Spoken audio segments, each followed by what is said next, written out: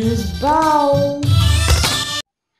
పవన్ కళ్యాణ్ 25వ చిత్రంగా తెరకెక్కించిన అజ్ఞాతవాసి భారీ అంచనాల మధ్య జనవరి 10న థియేటర్లోనికి వస్తుంది. 9న రాత్రి 1 గంటకు ఆంధ్రప్రదేశ్లో అజ్ఞాతవాసి ప్రీమియర్ షోను వేశారు.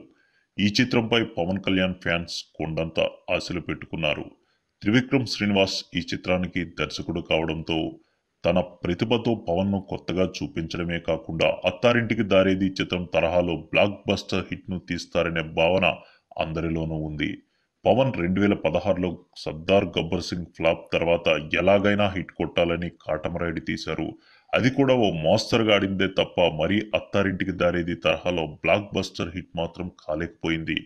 దీంతో తన మిత్రుడు మాటల మాంత్రికుడు త్రివిక్రమ్తో అజ్ఞాతవాసి చేశారు. అయితే అందరి అంచనాలను తలకిందులు చేస్తూ త్రివిక్రమ్ తన స్టైల్ టేకింగ్ను అజ్ఞాతవాసిలో మిస్ అయ్యారు. కేవలం పవన్ కేలిబర్ కెపాసిటీ ఫ్యాన్ ఫాలోయింగ్ ఆధారంగానే ఈ చిత్రం ఆడాలి తప్ప మరే ఆధారము లేదు. ఈ చిత్రాన్ని త్రివిక్రమ్ మనసు పెట్టి చేయలేదేమో అనే భావన థియేటర్లో కూర్చున్నంతసేపు కలగక మానదు.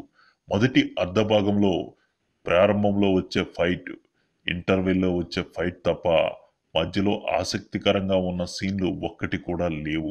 కేవలం మొదటి అర్ధభాగంలో 70% సీన్లన్నీ పవన్ మేనరిజమ్స్కు భిన్నంగా హీరోయిన్ల బాధలు తీర్చడంలోనే గడిచిపోతుంది.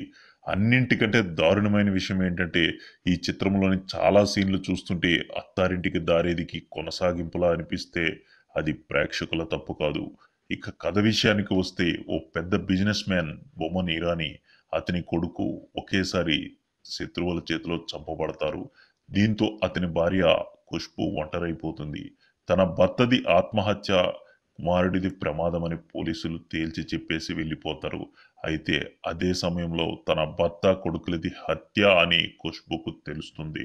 దీంతో అప్పటి వరకు అజ్ఞాతంలో ఉన్న తన పెద్ద కొడుకుని పిలిపిస్తుంది. దీంతో అసలు కథ మొదలవుతుంది. పెద్ద కొడుకుగా పవన్ కళ్యాణ్ రావడం, తమ కంపెనీలో ఎవరు తన తండ్రిని తమ్ముడిని చంపారో తెలుసుకోవడం చేస్తాడు. తర్వాత శత్రువుపై ఎలా ప్రతీకారం తీర్చుకున్నాడన్నది తెరపైనే చూడాలి.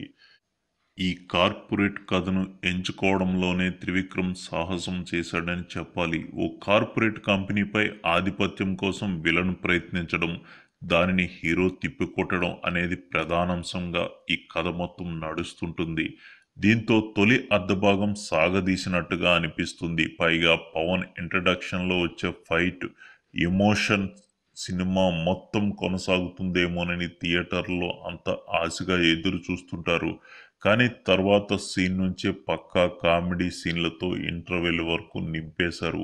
అసలు తన తండ్రి తమ్ముడిని దారుణంగా చంపేశారన్న కసితో వచ్చిన హీరో తర్వాత అంతా మర్చిపోయి ఏదేదో కారణాలతో హీరోయిన్ల చుట్టూ తిరగడంతోనే ఇంటర్వెల్ కార్డు పడిపోయింది. ఇంటర్వెల్ ముందు వచ్చే ఫైట్ చిత్రానికి హైలైట్గా నిలుస్తుంది. తొలి అర్ధభాగంలో ప్రారంభంలో వచ్చే ఒక యాక్షన్ సన్నివేశం, తర్వాత ఇంటర్వెల్ కార్డు పడే ముందు పడే యాక్షన్ సన్నివేశం, ఈ రెండు తప్ప చెప్పుకునేందుకు మరేం లేదు. ఇంటర్వెల్ తర్వాత అయినా కనీసం ఆ ఎమోషన్ కొనసాగుతుందేమోనని భావిస్తే మళ్ళీ కామెడీతో నింపేశారు. పవన్ నుంచి అభిమానులు ఎమోషన్తో కూడిన డైలాగులు, మంచి పాటలు, ఫైట్లను ఎక్స్పెక్ట్ చేస్తారు. కానీ ఈ చిత్రంలో అది లోపించింది. సెకండ్ హాఫ్లో రావు రమేష్, మురళీ శర్మ కామెడీ బాగా పండింది. శర్మ అంటే వర్మ అంటూ కాసేపు సరదాగా సాగుతుంది. సినిమాలో పవన్ లాంటి స్టార్ హీరో ఉన్నప్పుడు ప్రధాన విలన్తో కనీసం ఓ 5-6 సీన్లు డి అంటే డి అన్నట్టుగా ఉంటాయి. కానీ ఈ చిత్రంలో హీరో విలన్గా వేసిన ఆది పినిశెట్టి ఆఖరి ఫైట్లో మాత్రమే కలుసుకుంటారు. అంతవరకు లేనిపోని సీన్లతో నింపేసినట్టుగా అనిపిస్తుంది. ఈ చిత్రానికి ప్రధాన బలం పవన్ కళ్యాణే. మొదటి ఫ్రేమ్ నుంచి ఆఖరి ఫ్రేమ్ వరకు తన భుజాలపై వేసుకుని ఏకపాత్రాభినయం చేశాడంటే అతిశయోక్తి కాదు. ఇదొక్కటే చిత్రాన్ని నిలబెట్టే అంశం. ఇక ఇద్దరు హీరోయిన్లున్నా కేవలం డ్యూయెట్లు పాడడానికే అన్నట్టుగా అనిపిస్తుంది. అజ్ఞాతవాసి నేపథ్య సంగీతం కూడా పెద్దగా ఆకట్టుకునేలా ఇవ్వడంలో అనిరుద్ విఫలమయ్యాడు. పాటలు సైతం ఒక్కటి కూడా గుర్తించుకునే రీతిలో లేవు. విచిత్రంగా ఈ చిత్రానికి త్రివిక్రమ్ దర్శకత్వం అంటే నమ్మే పరిస్థితి ఉండదు. కనీసం తన మార్కు స్థాయి పంచ్ డైలాగులు, ప్రాస డైలాగులను కూడా వాడకపోవడం నిరాశ కలిగించింది. పవన్ కు ఎంతో కీలకమైన ఈ సమయంలో త్రివిక్రమ్ ఇలాంటి చిత్రం ఇవ్వడం కొంత నిరాశపరిచే అంశమే. హాయ్ బిజీ పీపుల్, ఈ వీడియో బాగుందా? మరిన్ని వీడియోస్ కోసం ప్లీజ్ సబ్స్క్రైబ్ న్యూస్ బౌల్.